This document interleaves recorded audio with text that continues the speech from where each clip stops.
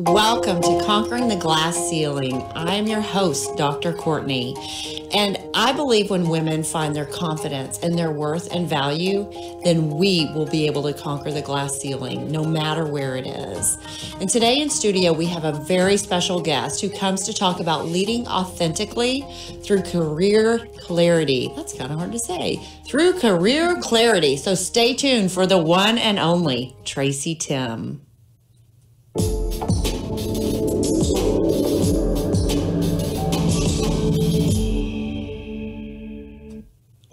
I am so excited today to have Tracy Timm live with me. Thank you so much for joining us. Yeah. Tell me about your background and how you got here, because it's fascinating. Yes, thank you so much. And I'm honored to be here. So thanks for having me on the show.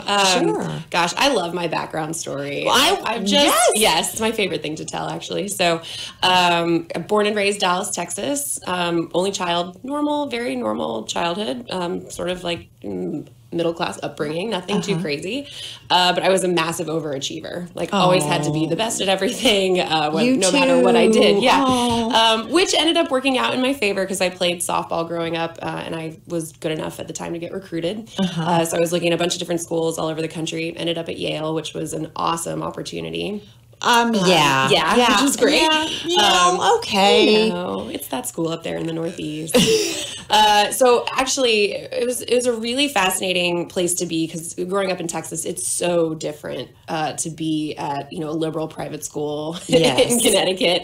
It's very different from where you grow up, but it was the first place where I actually got to study things that I really loved because, public school education, you kind of do you check boxes, right? So I started looking into all kinds of weird stuff. I did all the philosophy and ethics and sociology and just fun things. And then that's how I discovered psychology. My very first intro psych class, fell absolutely in love and realized that I had this passion all along for people. I love our stories. I love our backgrounds, how we're all different and unique. And just the culmination of that has, brought everyone to this moment right now. Yeah. I just love that stuff. So I do too. That's why my research was qualitative. Because I'm like, tell me your story. I know. Every time I listen to Brene Brown, I'm like, I wish I had had your job. Because I didn't realize research could be qualitative. Not yet, but one day. One day, yes, maybe. So I studied psychology, behavioral psychology specifically, which I adored. But Yale is the kind of school that has pretty clear expectations, I think, on its graduates. And the world sees that institution in a certain way. It produces a lot of bankers, a lot of management consultants, a lot of people who then go into the government. I mean, 7 maybe and counting presidents, right?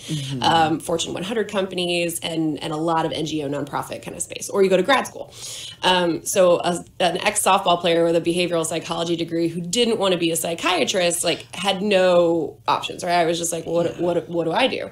And you're not ready to be president yet, probably. So put that on hold. It was a little early. So,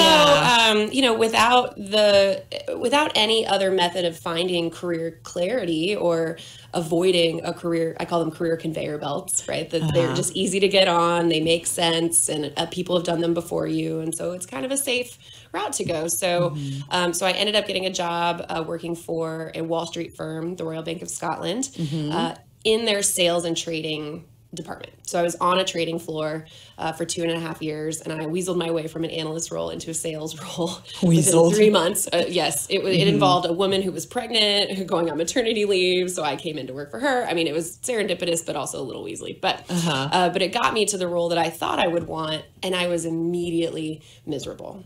And you say what you want about that environment, banking in general, the trading floor environment. That's pretty toxic. I think everybody Well, and knows to go that, from but- psychology to the banking, like, that was the big problem. The reason that I was miserable was exacerbated by the toxic environment, but the core of it was because I was doing work that I had to work my tail off to just be average at, right? When the learning curve. yeah, that what I was ignoring was the place in the business world or the marketplace that I could actually excel just being myself, right? And there's a big difference between work you can do if you work really hard and work that you were made for, right? That just feels like a glove. Well, yeah, and I think it's also goes back to the whole Strengths Finders research, and people always say, well, work on your weaknesses, and it's like, no, you really excel when you work on your strengths. Yeah, you do. And it mitigates your weaknesses too, right? And if you learn then to surround yourself with people who are awesome at the things you suck at, and you're honest about the things you suck at, then you're more likely to be able to do the things that you're really good at, which a well-rounded team. right, which honestly, if we're being honest, most people enjoy things when they're better at them, right? Like we have more fun at games when we win, and we enjoy our work more when we're good at it. Yeah. And I was not good at this. It's self-admitted, right? Yeah. But I was trying really hard because that's what I thought successful people had to do, right? That this had been laid in front of me as, this route is the way successful people go. You're making a ton of money. People are envious of your role. They would kill to have your job. I have an expense account. I can take clients out, like all the things, all the trappings that make you look like you should be happy.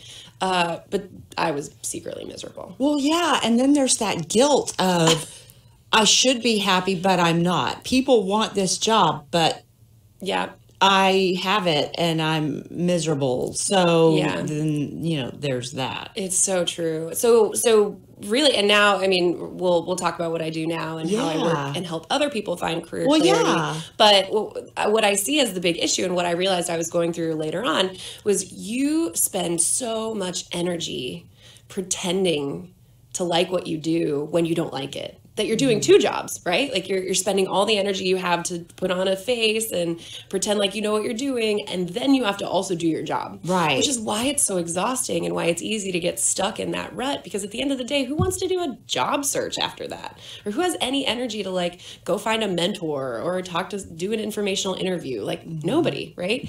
So I did that for 2.5 years, and it was through a series of successive realizations or epiphanies that I was like, okay, I don't like this. And then it was, that's okay that I don't like this, right? And then it was, okay, well, maybe I should do something about it. And then it was like, okay, well, I'm actually going to do something about it. It took 2.5 years to really come to grips with the fact that my first job wasn't going to be my forever job, if you will. And that I really wanted to leave a job that other people would kill to have, right? Yeah. Well, you probably had to get to a point where you gave yourself permission to do that. 100%. 100%. And it was, like I said, it was a series of realizations where you have to allow it to be okay. Yeah. And there's so many young professionals now who are struggling with that same thing of I'm doing what everybody told, I'm checking the proverbial box, right? I did it in high school, I did it in college, and now I'm getting on my career track and I'm doing what other people are telling me should make me happy because it has a good paycheck or it has a nice office or whatever, but it doesn't. And so they're really struggling with that value proposition of okay, why am I working here if everybody around me is miserable and everybody that I could be in 10 years is miserable? What am I, how can you expect it to be any different for you? And I think that is what's so interesting and I love about the millennial generation. And do you fall into that? So yes, technically, but I've been talking to I do a lot of professional speaking, and there are tons of people who do generational speaking, right? They talk about millennials and how to deal with them, whatever. It turns out that you can break down the millennial generation into two, actually. So right now, young professionals who are 26 and younger, and then 27 and older actually tend to have very different behaviors. And the ones that are 27 and older statistically have pretty close values to their parents, meaning they're pretty conservative. A lot of them own homes. A lot of them are married. And actually, and I found this out from a woman who does financial advising, primarily for young professionals who are entrepreneurs. And she was saying that they would actually rate themselves as more conservative than their parents and more conservative than any of their friends, this older part of the millennial generation. Wow. Which is fascinating, right? Because I think we lump everybody together and say, like, you're lazy and you don't want to work hard and you're entitled and you think you should get everything that you ask for. And you're like, that's not really the case for all of us. Yeah. And so tell me about the younger group. Mm-hmm. I think the delineation comes at that age because of technology, to be perfectly honest. Like my generation, I'm only 30, but I'm the top of the millennials. I'm not even the top. Like the top, I think, is 35-ish. Oh, is it? I think it's 80 to 2000, if I'm not mistaken. But the younger group are the ones that had cell phones in their hands from day one. And I think what you're seeing from them is a demand for more immediacy in everything. It's not that they're entitled, it's that they're impatient. Right? Like when you grow up, being able to Google an answer to anything in 5 seconds, or being able to text your friend and hear back from them immediately, instead of what my generation did, which was write physical notes and put them under someone else's desk. And then you didn't hear back from them for maybe a day. You know, like the communication level is so different. So when they get into the corporate world and they only talk to their manager 4 times a year during their performance reviews, they're like, why didn't I get immediate feedback when I did something wrong? Why isn't the system set up the way that I was raised with technology? When I think, and I own a millennial, but he's 24 and he's amazing. But I remember having this conversation similar to what you are, or you did, of, he said, I've checked the box. I graduated from UT. I've done this. And now it's like, wow, welcome to adulthood. Here's your first job. And it's like, I don't know what I want to do when I grow up. And I told him, and we had such a good conversation. And that night I screenshotted it because it was like 2 hours. And I was like, oh, that's my heart. But I said to him, I said, honey, I'm 40.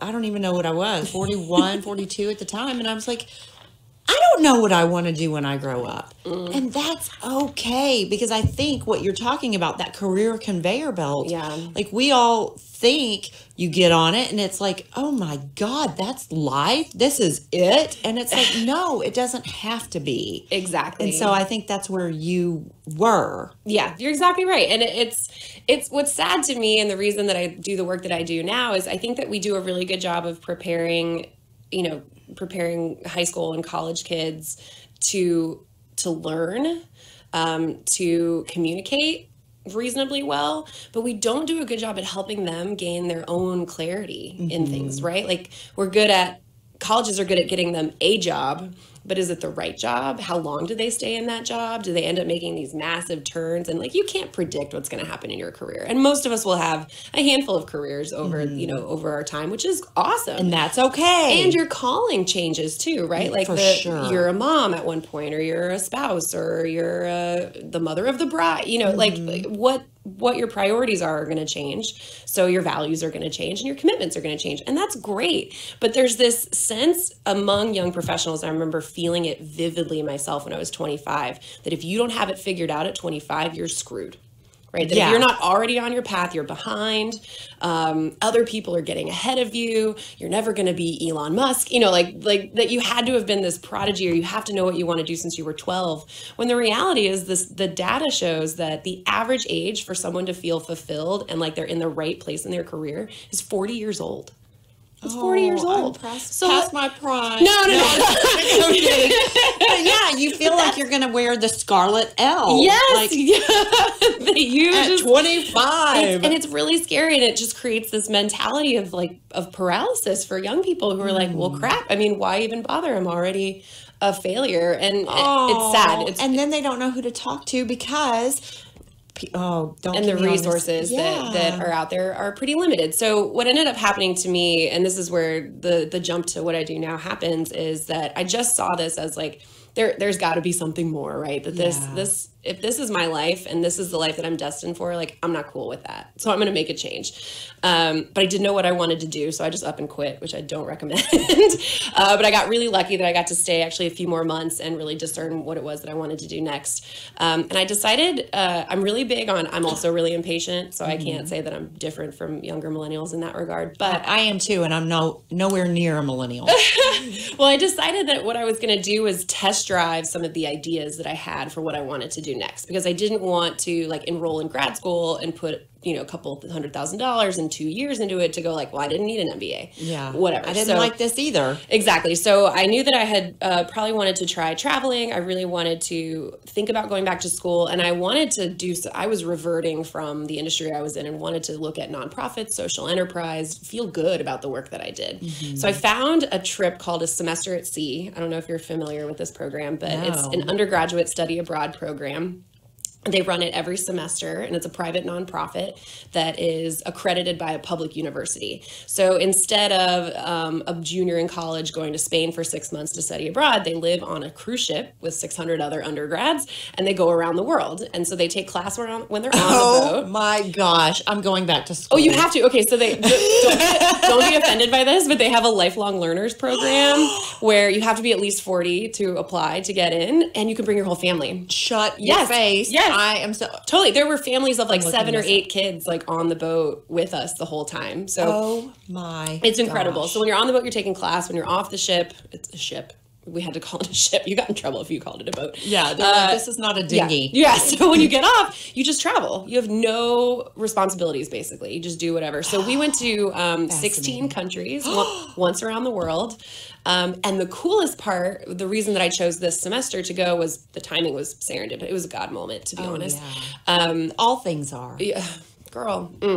Love it. So yeah, because also in addition to running their normal program, they had a social enterprise incubator that was traveling on the ship for that entire semester. And there were 12-ish companies that were going through the incubation cycle together. So they brought them onto the ship. So you're working with entrepreneurs in social enterprise with an incubator and all of their mentors. So like the Archbishop Desmond Tutu sailed with us for like 2.5 months. Shut your face. Tom Chi, who created Google Glasses, sailed with us.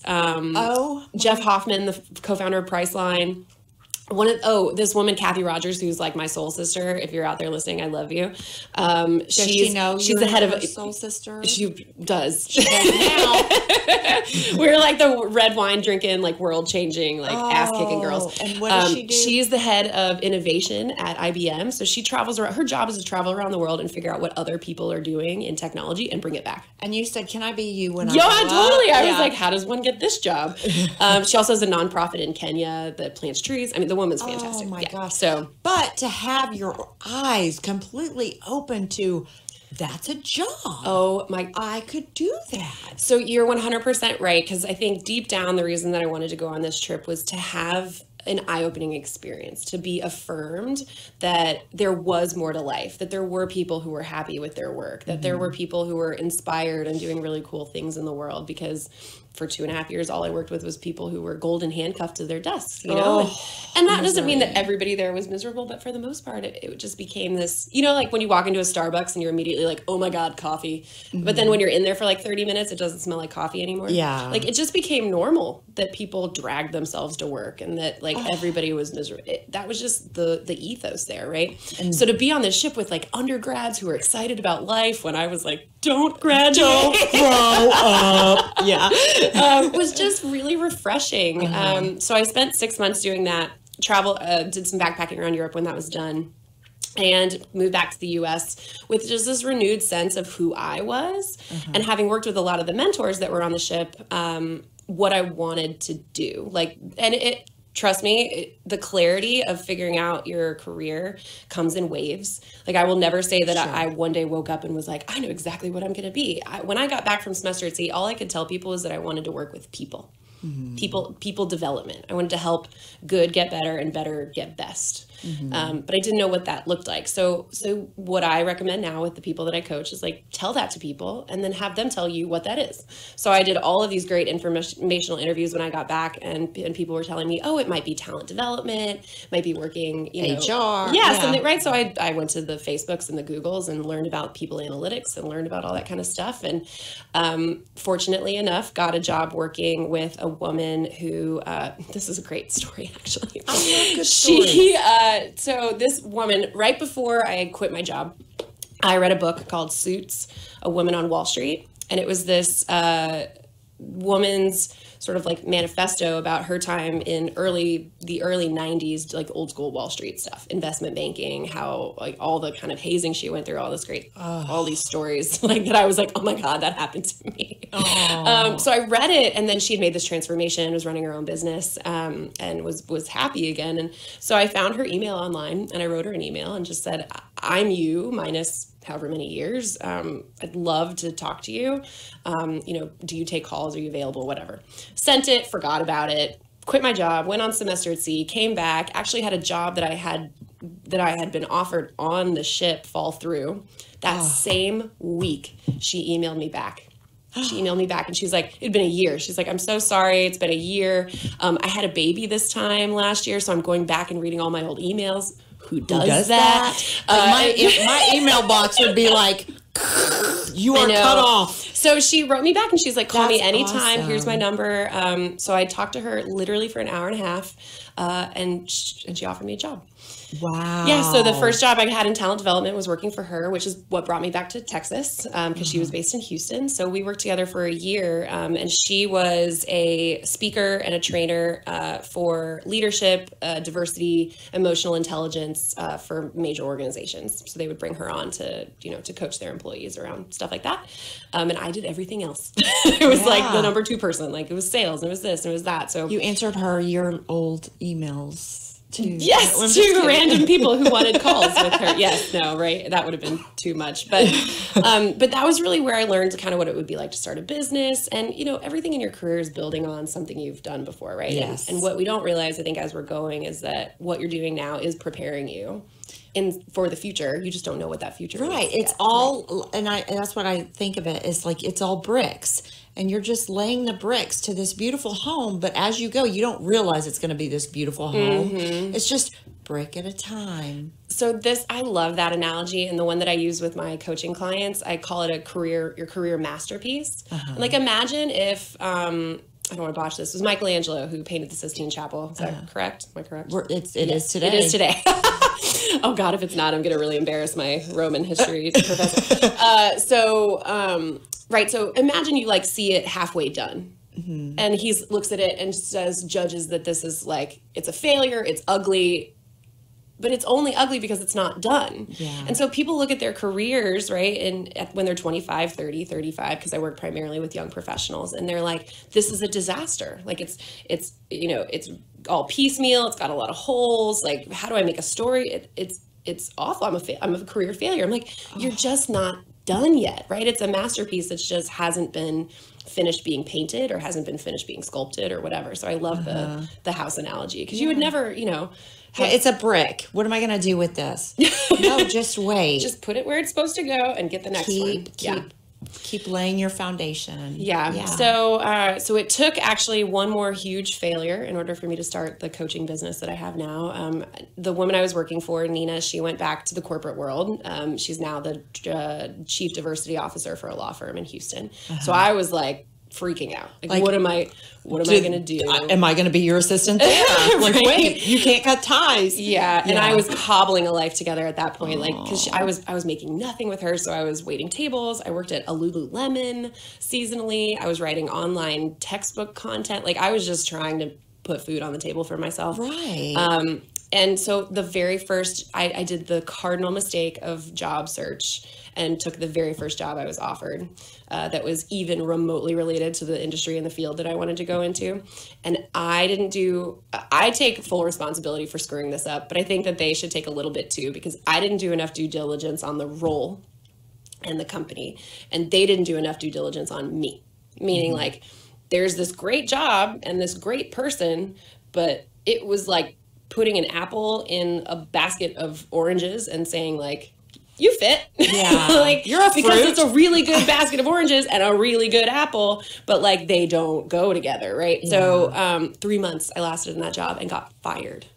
Ooh. So like, you know, when you go into a relationship, well, it's been a while, you're married, but girls will understand this. Yeah. You like go into a relationship with a guy that you're like meh about, but he's super into you. Oh. And so you're like, okay, yeah, this sounds great. I'll see if maybe my feelings will grow. And then 3 months later, you're the one that gets dumped. Like, that's exactly what happened because they realized that I've never had that happen. Oh, I'm just no.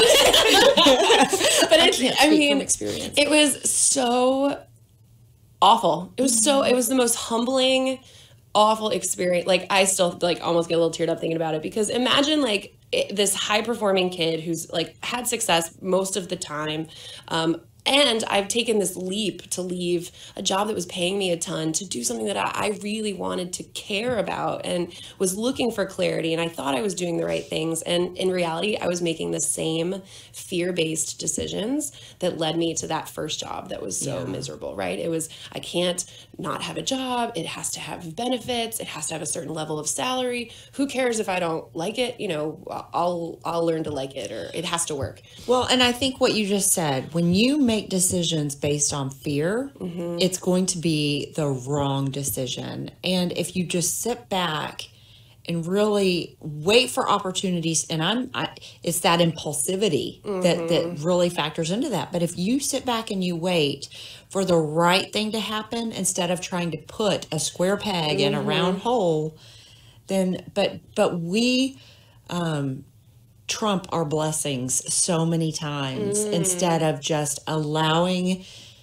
God or the nature or universe or whatever you believe to, for me, it's God, but to just let it happen. But instead we force it. We really, and I royally screwed that up. I really did. And once I realized that it was the same fear mindset that led me into that role. Now, what I'm not saying is that there isn't a time and place for you just need a job. Right? Sometimes you just need a job. But you can find a job while you still look for a job. Correct. Like, like work at the Lululemon and work at the Starbucks. And so, you know, I learned a lot from that experience. It took 2 years for me to be able to tell anybody that I was fired. I used to tell people, like, we had a mutual parting of ways. And now it's like, no, like that. They quit me. Yeah. Like, the guy came in and was like, this isn't working out. And I'm like the spreadsheet that I built isn't working out. Or like, what? Can we get some clarity here? You know, so really humbling. And at that point, I'm also religious. And so I was just like, dude, what the heck? Like, I took this risk. Like, and you can talk to God like that. Seriously. Like, you know how many times I've said, dude, what the heck? For real. Because the funny part is, like, he knows already. So he was like, I was waiting for you. Yeah. So I really did take a step back and was like, okay, like, just tell me what to do and I'll do it, you know? Like, and I really heard the message that I wasn't committing enough, that I wasn't doing what deep down I knew I needed to be doing. So if we go all the way back to, I'm miserable at my banking job. One of the first things I did was call the Career Service Center where I went to college and see if they had any resources for alumni. And unfortunately, they, you know, being so understaffed, every career service center is super understaffed, and they want to get their undergrads hired. So it's tough for them to pull together resources for alumni. And when I realized that, you know, even like Yale Career Services was going to struggle to help me, I was like, I can build something. Like, surely if I figure this out for myself, which I was committed to doing because I was not going to be miserable at work forever, because I have a pretty big personality and people know when I'm not happy. Yeah. So I couldn't fake it. She sounds very similar. I learned that early on, especially when I was playing sports. Like, coaches knew when I had a bad attitude, and I couldn't hide it. So I figured, okay, it's worth it for me to go find work that I actually love, because if I don't, people are going to know anyway, right? I can't pretend. So I figured if I solve that problem for myself, then I could solve it for other people. And what I didn't realize was that the problem was actually the solution. So, and it was too meta maybe for me to like get it, but I love helping people grow and develop. I love to speak. Like I do a lot of professional speaking. It's one of my favorite things to do. I really enjoy creating things and writing and coming up with content and all this stuff. So all these pieces started coming together, and I realized like, okay, well, if I can help other people figure out what their career is, that could be my career, right? Like I could do that as a business. So I started a quarter life career coaching business at 27 years old. So it was 2014, unemployed. I was a career coach who was technically unemployed, right? But I was like, I have an LLC. I'm no longer unemployed. I'm the president or whatever. The CEO. What are you talking about? You know, and a lot of career when you're a young professional is you fake it till you make it. Not to say that you would lie about what you're good at or what you can do, but I was good at very certain things. Did all the market research that I needed to do. Talked to other entrepreneurs, and started a business. And I want the fake it till you make it. I think if you say, I am it until I am it. You know, I be it until I do it. Or, you know, I mean, because the fake it, I think that just feels inauthentic, but it's like, no, do it until you are it. Yes, 100%. Yeah. 100%. And the more that you call yourself that and the more that you do it, the more you do become the thing that you want to be, right? So started this career coaching business, you know, obviously realized early on that working with young professionals is going to be hard to ramp up and build a sustainable career off of. So I transitioned the business into also working with companies. So we do both human capital advisory work for companies using my behavioral psychology background and a behavioral assessment that I love as the foundation for that. And that really became the bridge to allow me the time and the money, right? And the energy to then grow this coaching business as well. So over 2.5 years now of coaching young professionals, I came up with a trademarked methodology that works for people to find career clarity, which is fantastic. Because I think too that it's important, you know, we're really blessed like to have options. Oh, yeah. And it's truly a first world problem to say, I don't like my job. Yeah. Right? Because absolutely. Deep down, like, sure, we should be thankful that we're getting paid, that we can take care of ourselves, right? Because so many people have it worse. Oh, yeah. But I think if you are the person who's afforded those types of opportunities and the blessing and the privilege of having a choice, if you choose to stay miserable, you're basically spitting on all those people that don't have choices, right? Like, well, and you are leaving your blessing and you'll never find it again. And that's what I'm like, do I have a 30-year-old child that I didn't know about?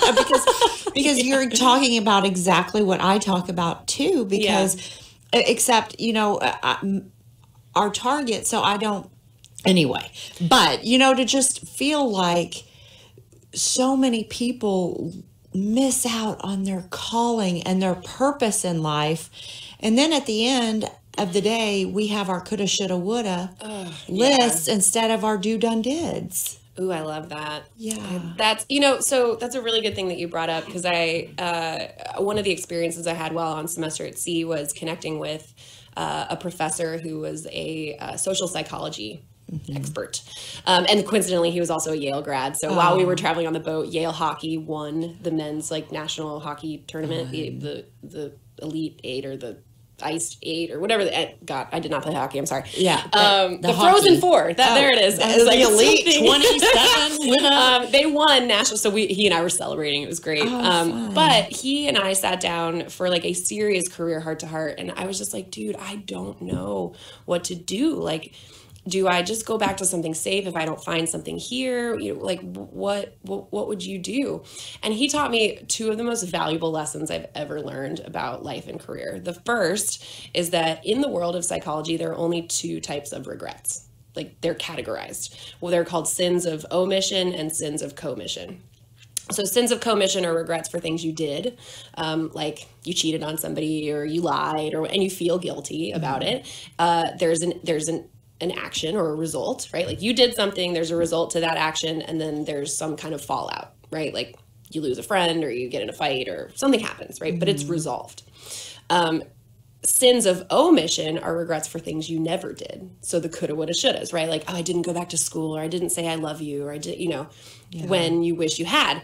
And the interesting thing is that the brain, like cognitive psychology, the brain likes to close loops. It likes closed stories. So if the story in your head is that I didn't do something, there is no outcome.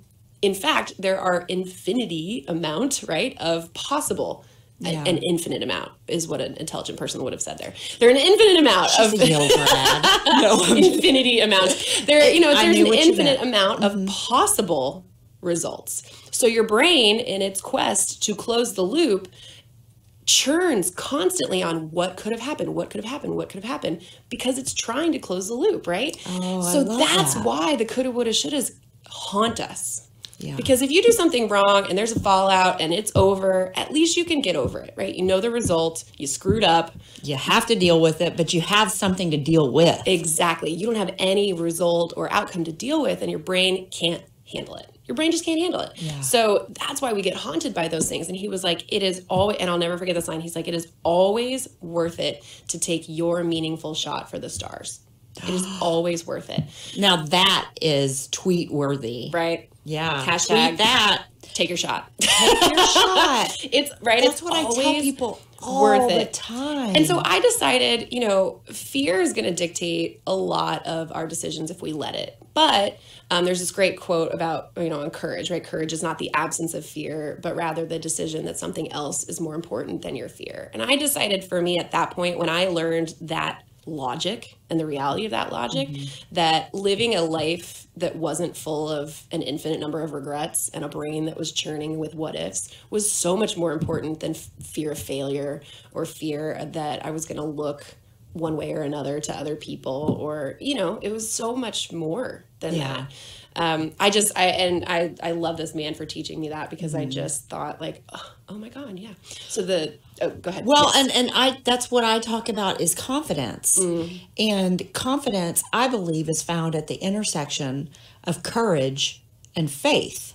Courage to know and find your purpose, and faith to walk in it, because so many people walk around we wander around clueless and feel like we don't have confidence. And it's like, you don't have confidence because you don't know your purpose and you're not walking in it. I love that. Yeah. I really love that. I've heard you say that before, and I think that that's brilliant, because you're right. It is those two things that you need simultaneously to feel good about what you're doing. And that's really what confidence is at the end of the day, right? Yes. The assurance that what I'm doing is going to work. Is exactly. And that I'm doing the right thing. Yeah.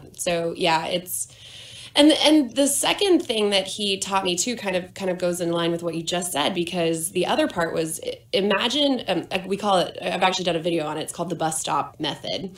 It's this idea that at any point in your career, you're at a bus stop.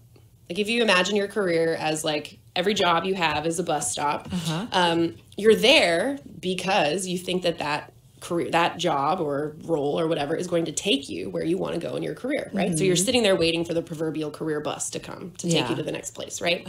But he said, okay, so if you're taking your meaningful shot, don't do it in a vacuum. Don't just say like, I'm just going to build a business, and if it's, and work infinitely at it, and one day it'll be successful, or otherwise I'll be a failure. It's like, give yourself a deadline. Like, start a business, say I'm going to dedicate 5 years to this. If it's not something that I can live off of and whatever, in 5 years, if I'm not happy, start walking, right? Like leave the bus stop because the bus isn't coming. Yeah. Or even if it is. The wrong bus may come. But you've waited long enough, and at some point you've got to take a cab or walk, right? Because the bus isn't coming. And I was just like, oh, okay. So I can just think about, I can take this risk because it's worth it, right? Because the regret of not doing it is going to be worse than the regret of if it's a failure. And it doesn't have to be infinite. I can give it parameters. I can say, okay, I'm going to wait at this career bus stop I'm going to give myself 2 years to ramp this up and see if I can't take care of myself and really get it going. So I did that. Yeah. And it worked, right? So now every time I make a pivot in the business or whatever, I think like, okay, I'm going to give myself a predetermined amount of time, a reasonable one, because at first I was like 6 months, and people were like, no. Like, that's crazy. Yeah. So now I take that. It's that instantaneous. It's never going to go away. I'm constantly fighting my impatience and my need for whatever I want now. Oh yeah. And it's always a catch-22 in career too, right? Either you get what you want now, but maybe if you had waited longer and gone through a couple more things, you'd be more prepared for it and you'd actually be better at it. or maybe you get there and you don't like it at all. That's always the thing that's playing in the back of my mind. But to take this all the way home, right? I think that the career clarity thing is so important. And I believe it's important to get even earlier in our careers too, because our ability to make a bigger impact later in life is gonna, and to lead authentically, like we were talking about, is gonna rest on whether or not we did the hard work early on to get clear about what our purpose is, you know, and what our mission is. And your purpose and mission are going to change throughout your life, right? You don't only, that's the other part that really frustrates me. It's like, what's your passion? Like, who has one? Yeah. What, today or one tomorrow? Like, that's, like, I'm really passionate about pasta. You know, like, I'm like, chocolate, since it's that time of the day. It was so frustrating for me when I didn't have clarity around what I wanted to do, because everybody was pushing me towards, well, discover your passion, or what's your purpose? I'm like, that's a lot of pressure to put on somebody to just, what's your one thing that you're going to hang your hat on? I'm like, oh, yeah. That's where a lot of people get stuck when they're young professionals. Is I don't have a passion. And I think it's actually not just when they're young too, because I talk to so many women, and, you know, and then, you know, talk about really feeling like you are missing your calling, because it's like being in your 40s. And that's why I think people have midlife crises, because, oh my gosh, I've put all my days in, all my eggs in this basket, and now I'm so realizing that I'm not happy, and there's not, it's that whole coulda, shoulda, woulda thing. Yeah. Yeah. And that's what I am a young professional myself, right? And I learned the methodology that I teach now, and the methodology in my digital course, through partly the FIRE, but also with working with other young professionals. So that's not to say that this isn't transferable. I think down the road, the Nth Degree, the brand, the trademark that I have, I really want it to be the Nth Degree for teens, and then the Nth Degree for college, and the Nth Degree for re-emerging moms, and the Nth Degree for retirees, you know, because it's just a methodology to make better decisions, honestly, in your career. But I focus on the people that I've worked with, because those are the ones that I know, and those are the ones that I can honestly say I'm an expert in, right? Like, I get that population. I know what they're struggling with. And it's so important for them too to realize that I want fewer professionals to turn 40 and say, well, I hate accounting. Yeah. Why am I? This is all I can do. It's all I've done for 20 years. That's a sad thing to me when that happens. And that's why I really want to impact this generation the way that I have been, because if I can, so there's this great woman, Meg Jay, who wrote a book called The Defining Decade. And the subtitle of the book is 30 is Not the New 20. And she has an amazing TED Talk called 30 is Not the New 20. But the example she uses in the beginning of the book to make her argument is that if you want to fly from San Diego, I believe, or LA is what she uses, to New York, or LA to Miami, the trajectory of that flight, even though both flights are over 2,000 miles, is determined in the first 100 miles that plane flies, because of vectors and all math, right? Okay, yeah. Hashtag science. Right, so, but if you want to switch 100 miles in, you can't. Like, there's not enough, like, fuel on the plane. Like, it's nearly impossible. So if you imagine your career like that, and you're going down one trajectory, no wonder people feel, you know, overwhelmed when they're 40 and they're accountants that they can't change, because they've gone down this path, they're super committed, and it would be harder to change later in life. Not to say it's not possible. It's 100% possible. It's never too late. But what if we can impact people even earlier and give them that clarity, so that they not only get to New York, but they get there faster, you know, and really make the impact that they want to make. Yeah. Right. And feel like their career has purpose and meaning and fulfillment. Because that's, at the end of the day, like, when people talk to me about career success, like today I went to a luncheon about the strategic career.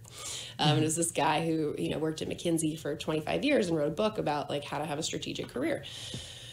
I wanted to ask him what his personal definition of career success was, because I think when we say success, what we mean is happiness and fulfillment. What the world shows us is money and power and prestige. Yeah. And we've screwed that up. Exactly. Tracy, I feel like we could talk forever. We could. But thank you so much for being with us today. And guys, I hope that you have found so much value in this. It's a pleasure. Yeah. I love doing this and sharing. Tell the audience where, if they want to learn more and connect with you, how that they can do that. All right. So TracyTim.com is the easiest and most direct way. Spell Tracy. Tracy. And my last name is Tim, Timm, two M's. My blog is called Timbits, which is a play on Tim Hortons, Little Baby Donuts. So you can go there. My email and all my contact information is there. And if you are in a place where you're struggling to find serious career clarity and you want some help with that, we have a digital course called the Nth Degree Academy online that is only going to be open for another, I think, day after this goes to air. So you can go there and check that out. We are going to be running that program every semester ongoing. So if you don't get this round, come back in August. But yes, that's where you can go to get some better answers around what you want to be doing with your career. Okay, great. Well, thank you so much. Thank you.